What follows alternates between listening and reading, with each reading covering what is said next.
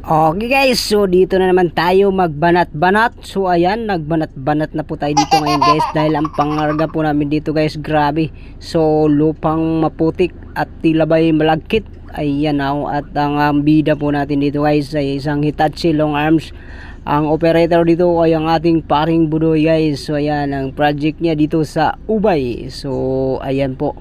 At grabe po yung area dito guys dahil kunting ulan lang po at grabe magbaha kagad ng lugar dito guys, kaya madaliin na namin at tag-ulan na ang panahon ngayon, kaya ganito na po ang sistema ng pangarga dito guys. Tingnan nyo man yan ay yan manok na lang talagang kulang, so lugaw na guys. So ang aming dam site sa Malabon lang naman mga tropa. So grabe mga putik yung area doon sa aming tapunan ngayon sa Malabon guys.